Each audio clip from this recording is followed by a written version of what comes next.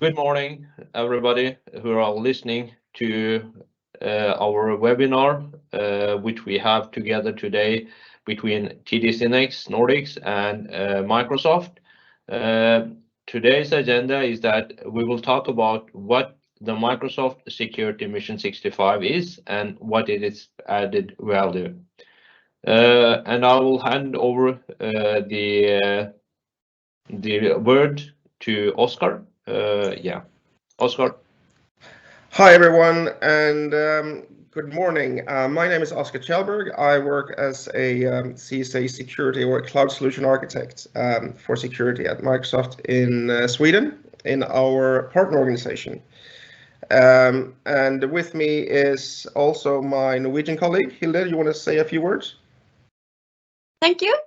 Yes, my name is Hilde, and I have the exact same role as Oscar, but I work in Norway. So I'm also a cloud solution architect on security in Microsoft Norway, working towards our partners.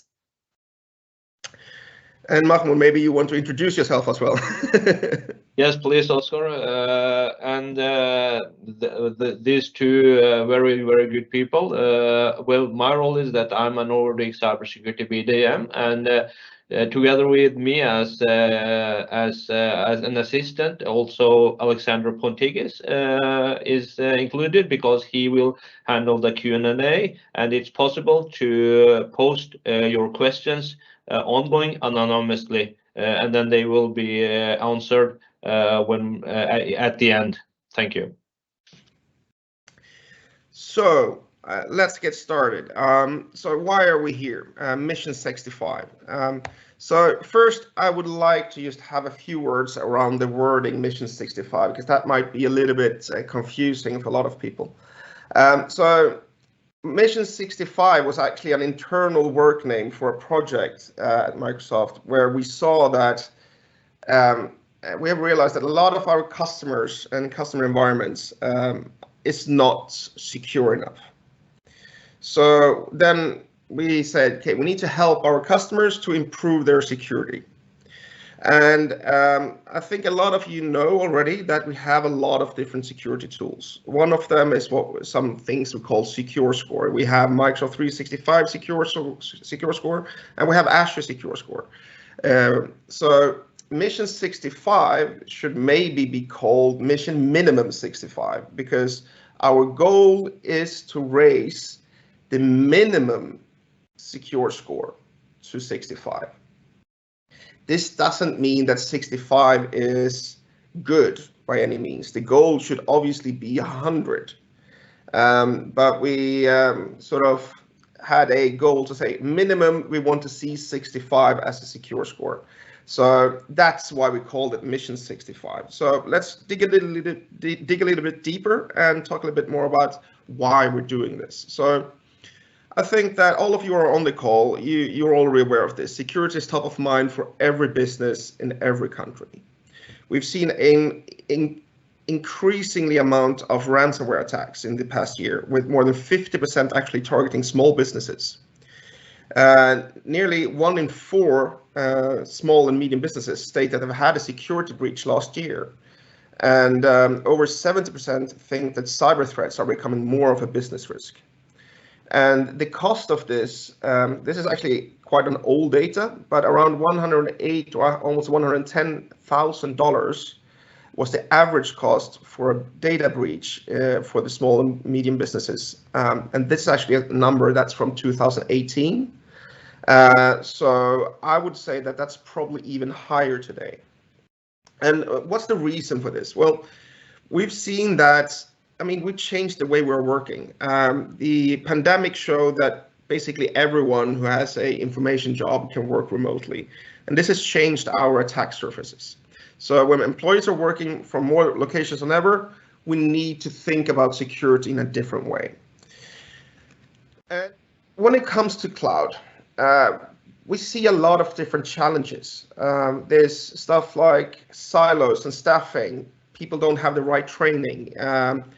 We have a lot of misconfigurations and configuration drift. There's a lack of visibility and blind spots across the environment because you have a lot of different cloud vendors. You might have a lot of different cloud subscriptions. You have test environment, demo environment, production environment.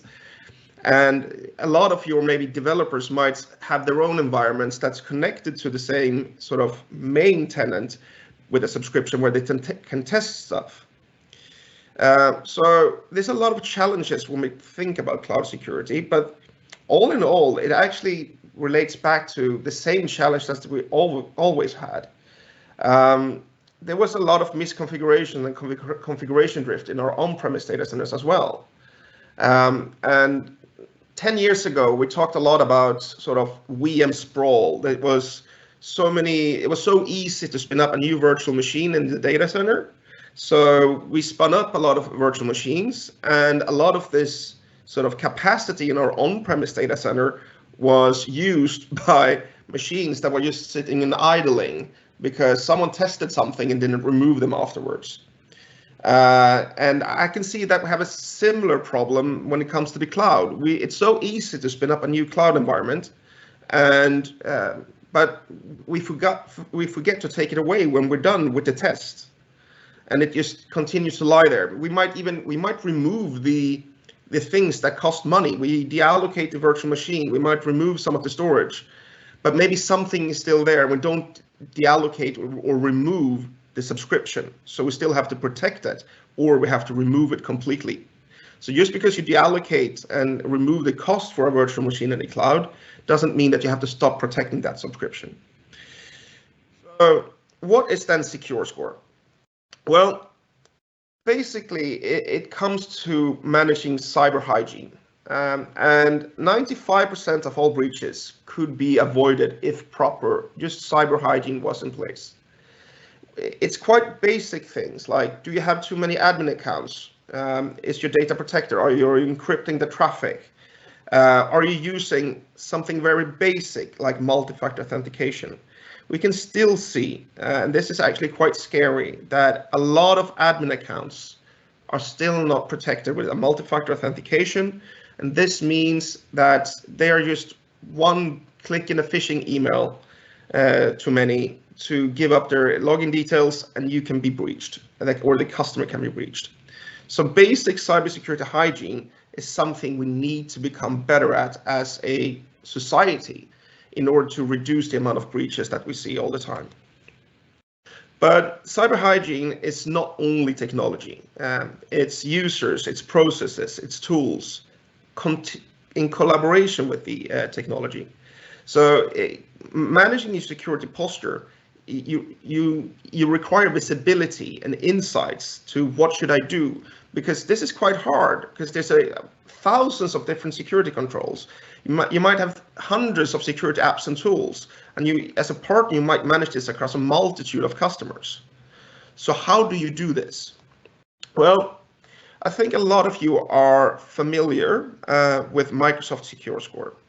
On the left-hand side of the screen here, you can see the Microsoft 365 SecureScore, which gives you visibility and assessment and guidance to strengthen your security posture in your Microsoft 365 environment for your clients, for your endpoints.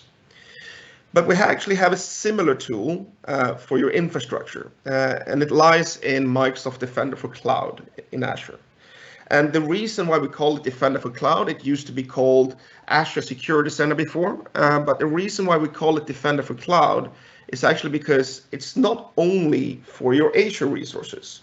You can onboard infrastructure from AWS, from GCP, from on-premise, and obviously from Azure. So what does it do? Well, it analyzes and gives you business intelligence or security intelligence about how well have I configured my environment. As you can see here on the right hand of the screen, that we have 59% as a secure score on overall on these subscriptions. And you get insights to what can I do to improve this. Similar like you do on Microsoft 365 secure score, you can actually get a recommendation list of do this, how should I prioritize, what should be my next project when it comes to improving my security posture. So this is actually the foundational part of Defender for Cloud recommendations is actually free of charge and available in Azure. So I recommend everyone to start looking at this. And this is the score that we're talking about, that we want to raise to a minimum on all subscriptions, to a minimum of minimum 65. That's the mission. But why should you as a partner care? Well, customers, they depend on you. As I said before, we have an issue with staffing, training, competence. Cloud competence is something that's not readily available in all organizations. A lot of you who work as IT partners are your customers' extended IT department. They depend on you. And this is also something that requires vigilance. It's not something you can do once and then forget. It's not a fire and forget thing. Security requires ongoing monitoring, ongoing work. And lastly, as a IT partner to your customers, if they get breached, it can be an impact to your reputation as an IT vendor. It can be actually even a financial risk for you guys as a partner who are reselling resources to your end customers. And we will talk a little bit more about that in a second. I want to have a little bit of a conversation with you guys around the shared responsibility model. So I think that a lot of customers believe that if you go to the cloud, you outsource everything. But that's not completely true. If you look here on the right-hand side of the matrix where we have on-prem, as a customer, you're then completely on your own. You're responsible for everything. But depending on what type of cloud service you buy, is it an IaaS, is it a PaaS, or is it a SaaS service? You hand over some of the responsibility to the cloud provider, but you don't hand over everything. You never hand over everything. As a customer, the customer is always responsible for the information and data that they put in this service, regardless if it's an IaaS, PaaS, or SaaS solution. They are always responsible for their devices, their mobiles and PCs that connect to these services. And they're also always responsible for the accounts and identities that they use to connect with these. But then there's a sliding sort of where the vendor takes over more and more of the responsibility. When you go to IaaS, the IT provider, in this case Microsoft, will take responsibility for the physical host, the physical network, the physical data center, the physical security of the data center. But as a customer, you're always responsible for the operating system and up. You have to patch and manage your operating systems. That's why it actually makes sense that if you can, to move to a PaaS solution. Because then we as a IT provider or cloud provider will take responsibility also for the operating system. However, when it comes to some of these, you actually have a shared responsibility. We will manage and operate the physical part of the network controls, but how you interact with other applications, which ports you open, that's actually the customer's responsibility to make sure that this is configured in a safe manner. Even if you go all the way to a SaaS service, you're still responsible for how your identities connect. Do you use MFA? Do you use the security services that the cloud provider gives you? So we cannot, as a provider, take responsibility if you use password 123. So we need to think about the shared responsibility model and have this conversation with the customers that you cannot just forget about security just because you move to the cloud. You can forget about some parts of it because that's handed out by the cloud provider, but you can't forget about everything. And to make this even more complex, as an IT provider, we at Microsoft, and then we have the IT partner who sells services, you guys, who sell services to the customers. You might build your offer on IaaS, but the customers might buy that as SaaS. So sometimes this responsibility lies with us for the physical security, but you might have the responsibility to manage and update the operating system level and the application layer. And the customers have the responsibility for the devices and accounts and identities and the data that they upload to the service. This depends on how you buy these things. Mahmoud, maybe you want to talk a little bit more about the threats that we see. Thank you, Oscar. There are users under constant threat, like Oscar actually were mentioning here, and it depends somehow onto the lack of security in their environments, and that's why we are here today. But there are at least 4 types of breaches, we can say.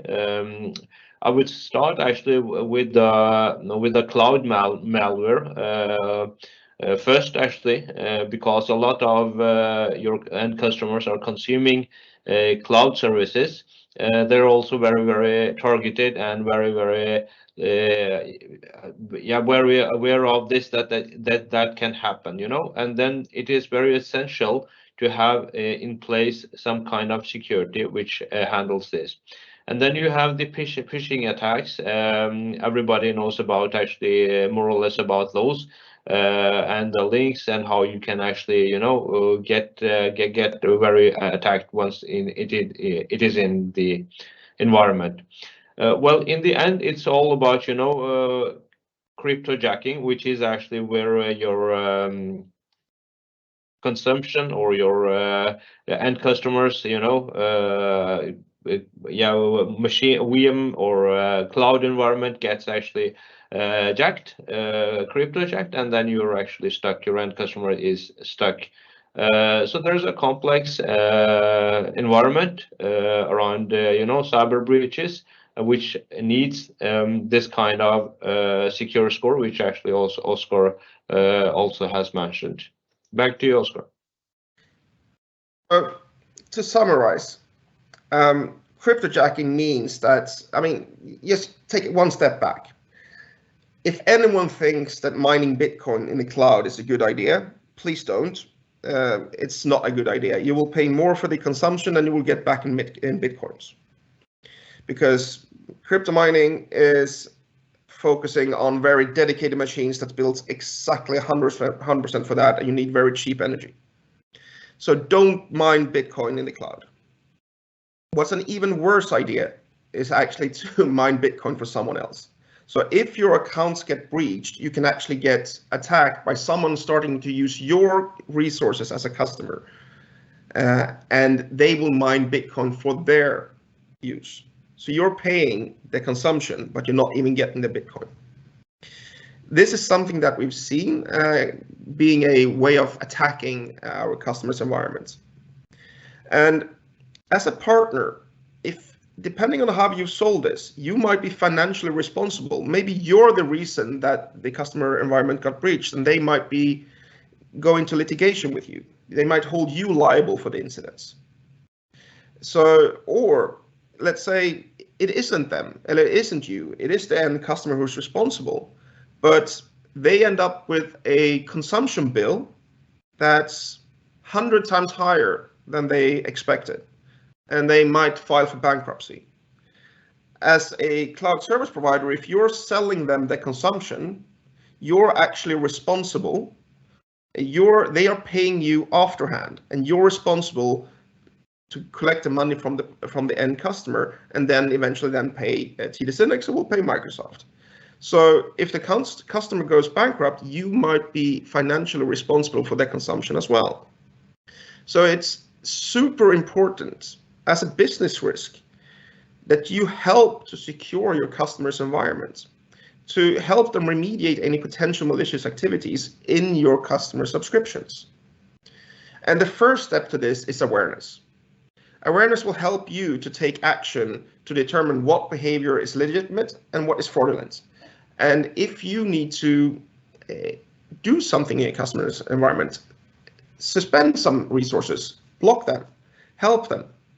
So this is not only sort of something we need to do, it's actually good business practice. So what can you do as a partner? Well, there's 2 things.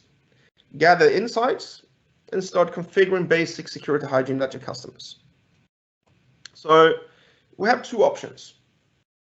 You can do a manual analysis to gather all the information of secure score from your customers' environments. We have a script that you can use, which will actually, you run this from an identity that has access to your customer environments. It should have at least a security reader role in your customer's environment. And it will gather all of the secure score, put them in a CSV file. We have created a Power BI template that you can upload, that you can connect to this CSV file and have an analysis of what is the secure score for my customers' environments. And then you have the insights and you can start have a conversation with your customers. See this as a business opportunity, because you can be the trusted advisor that helps these customers secure their environment, reduce the risk of not only cryptojacking, but ransomware, data exfiltration, a lot of things that can actually make or break your customers. We also have, together with another partner, developed a best practice where you can have an automatic monitoring that's scanning the the CSP subscriptions that you have. You can have this continuously working. This is my 100% recommendation that you do. The manual analysis was something that we had developed earlier, but this automatic monitoring together with Dexmax Solutions, which is a best practice, which was presented about 2 weeks ago. And you can see the recording of this at aka.ms CSP Secure Score Dashboard. 100% recommend that you look at that presentation and then go to the GitHub repo and follow that in order to implement this solution in your environment.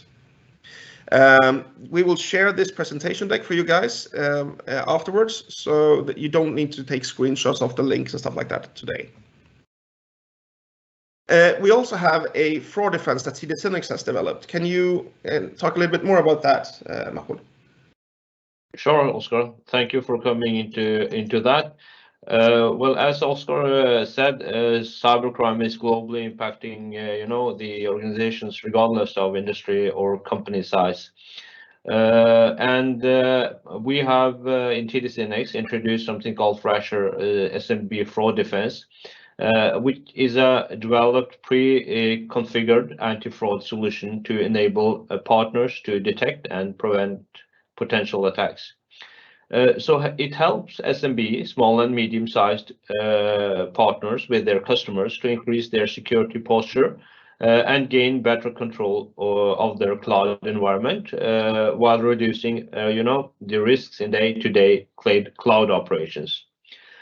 So there are some key features here, because by leveraging the solution, you can proactively detect and set up alerting mechanisms to help prevent fraudulent activity or misuse within your customers' Azure environments, like also Oscar mentioned. So some of the key features in this solution, automatic solution, is that we have enabled MFA identity and its options to enforce MFA and identity policies across all users. You can configure conditional access by blocking legacy authentication, risking log restrictions, and also from some geo restrictions for logins as well. And then we also see what is maybe the most important thing, which we see is that around Azure cost management and alerting, and setting thresholds and budgets around, the cost management, because then you will get those alerts and then you can actually take the measurements to get up to date. The business outcomes of these solutions, that is actually to, since like Oscar mentioned also, that you are actually aware and you are actually also the one who are responsible for your customer environments. And if they don't have the right security, then you can also be, economically responsible if something happens. And it's also to protect against fraud and identity theft, stolen passwords, and managing, budget thresholds. That's business outcomes. So pointing to this, actually, one of this solution which we actually have on Click to Run, which we say, it is reduced cost and time. You get more. It's free of charge for you as partner, and it's faster time to market. So back to you, Oscar. So actually, Hilde, you want to give a little summary, a call to action, a quick checklist? I will do that. So to wrap up this presentation by Oscar and Mahmoud, I thought I could give you some calls to action to get started with the Mission 65 initiative. So the first, and also as mentioned, you will get the presentation afterwards. So I will go quite quickly through this, and you can get the checklist afterwards. But in Partner Center, I want you to activate the fraud detection and notification to help you detect crypto currency mining. As Oscar said, we do not want that in our customers' tenants. Also, I want you to configure cost management for partners to gain visibility into the cost of your customers and yourself, and also to set budget, as Mahmoud mentioned.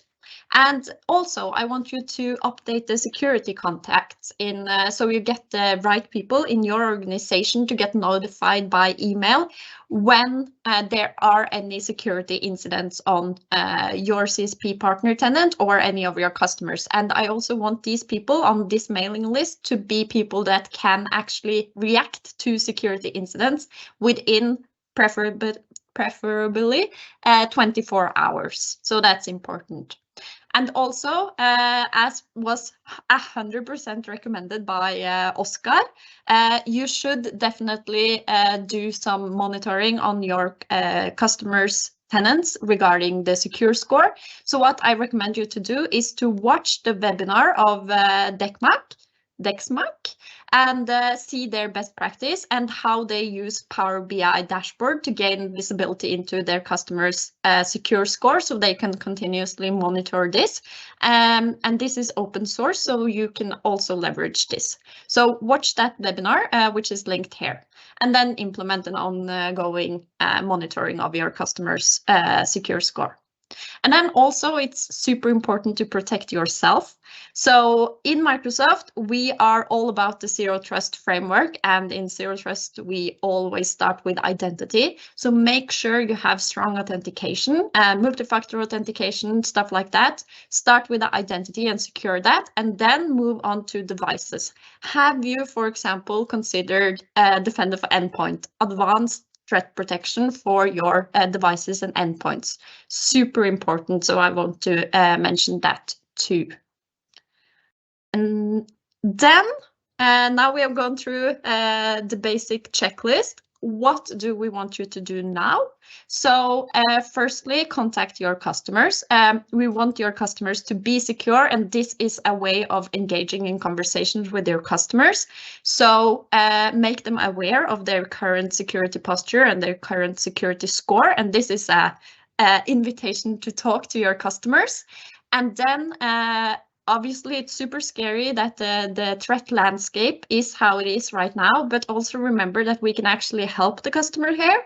So this is a business opportunity for us and for you as partners to help your customers. So we want them to leverage more of the security products to make them more secure. So this is actually an upsell opportunity.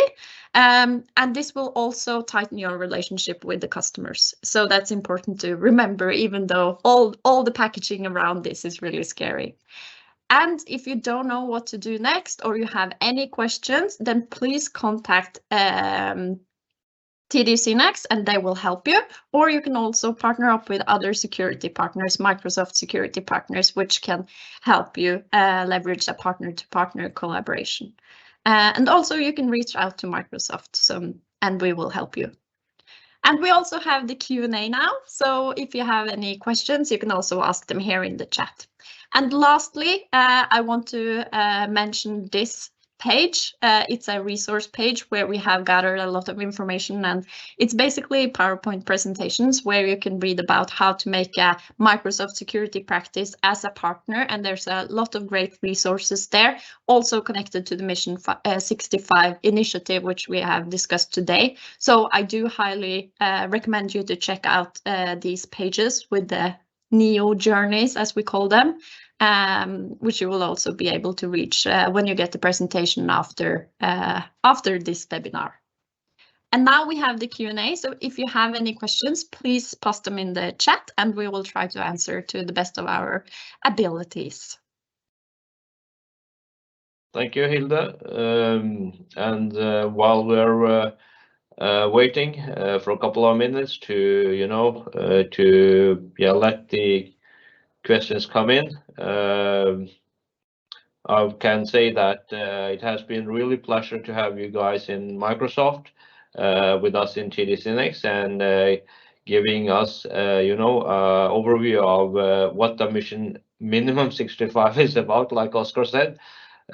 Because it's about actually how you protect your customers' cloud posture environment and how you approach as well the cloud security posture management from a Microsoft security perspective as well. Because in the end,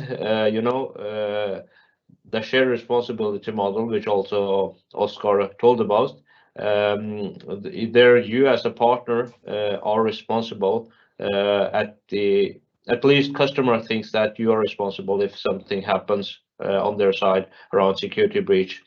So if you don't have the right best practices and not have implemented or established those, we have seen with some of our partners, then it can be costly. Then there also can be some kind of justification around this, some lawyers, and this is about not scaring anybody, but you need to have control of those measurements at least. So Alexander, my mate in TD SYNNEX, do you have some questions you would like to share with us? There, let us see if there is one additional question. So it says, does TD SYNNEX have a security baseline or template or best practices that we as partners can use to design the security solution? I know that you, Hilde, touched a very good, let's say, step-by-step guide. Is there any more material or additional, let's say, info best practice sharing that we can help to empower the partners even further? I think I could answer that a little bit. So there is CSP security best practices that's available from Microsoft. They are documented on our documentation site, or it's actually called Learn today. They changed the name from Docs to Learn. But CSP security best practices is available there, and there should also probably be a link to that in this presentation, if I'm not mistaken. This click-to-run solution that TD SYNNEX has developed helps you configure some of these in scale, helps you do this easier and faster. So this click-to-run solution is something that helps you implement some of these security best practices. Yeah,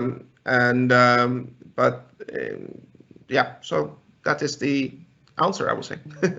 Yeah, that's right, Oscar. That's what it is. And again, like Oscar was saying, that it depends also on how, what you want to achieve on the security posture side. But this is at least a start, like Hilde also said, around, you're actually budgeting and having the cost control as well.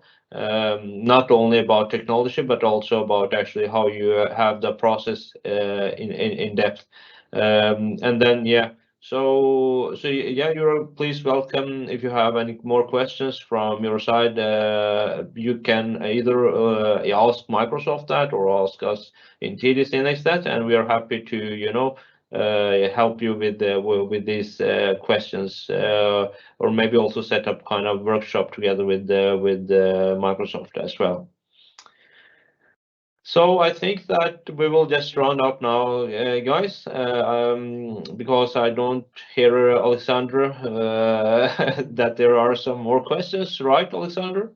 Not for the moment, but of course the story doesn't end here. Again, please reach out to any of us in the TD SYNNEX team or to Microsoft, and we will carry on the journey from there. Yeah.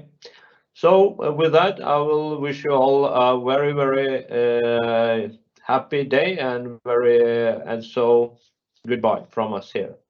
Thank you and have a great day. Goodbye. Thanks, guys. Bye. Thanks all.